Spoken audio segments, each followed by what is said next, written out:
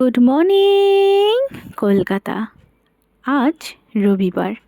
কলকাতায় ঠান্ডার মেজাজটা বেশ পড়েছে, তাই আজ মনে হলো একটু কলকাতাটাকে নতুনভাবে জেনে নিই।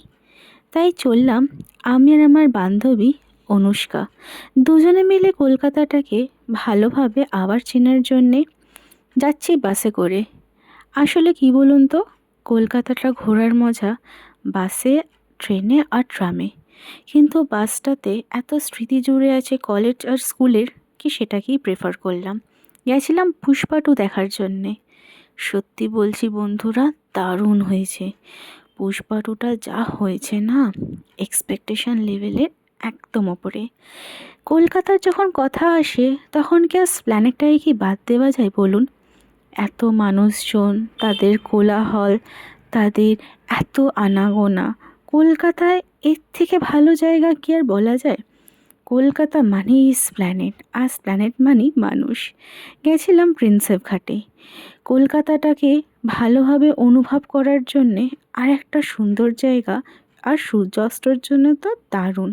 রাস্তায় দেখা হয়ে গেল ছোট্ট একটা স্মৃতি আবার ঘটি গরমের সাথে, যেটা আমি আর আমার বান্ধবী মিলে দুজনে শেয়ার করে খেলাম এই গঙ্গার পাড়ে। সেই গঙ্গা যেখানে আসার জন্যে সারাদিনে এত মেহনত, আর লোকজনের আনাগোনা কোলাহল যেন শেষই হচ্ছে না।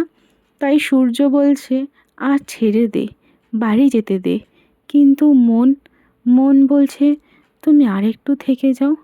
গান বাজনার মধ্যে এই হাওড়া শহরে এই যে নৌকো, এত কিছু যে রয়েছে, সেখান থেকে মনেই হচ্ছে না বাড়ি ফিরি।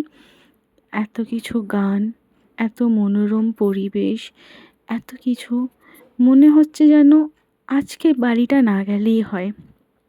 কলকাতার এই রূপ যে দেখেনি, সে সত্যি এখনও অবুঝ রয়েছে কলকাতার এত সুন্দর মায়া ভরার জীবনের থেকে।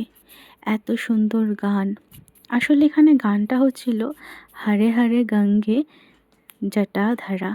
দেখা হয়ে গেল ভুট্টার সাথে। উফ, কি দারুণ ছিল, উনুনের মধ্যে ঝলসানো লেবু দিয়ে। তারপরে খেলাম পিৎজা। অনুষ্কার আমি এই ঠান্ডার মধ্যে চিজ পিৎজা খাবার যা মজা, সত্যি বলছি, যা দারুণ লেগেছিল না। ভেবেছিলাম এটাই হয়তো আমাদের শেষ খাওয়া, কেন এত ঠান্ডার মধ্যে। ও বলছে কি গরম, কিন্তু খেতে দারুণ ছিল পিৎজাটা। সত্যি কথা বলতে, খেতে খেতে আমরা দুজনেই ভাবছিলাম আজকের দিনটা কীভাবেই না কেটে গেল। কাল থেকে দুজনেরই অফিস, দুজনেই ব্যস্তবহুল জীবনে আবার জোগাড় হয়ে যাব। আর শেষ করলাম একটা নতুন প্রমিস দিয়ে, যে আবার দেখা হবে।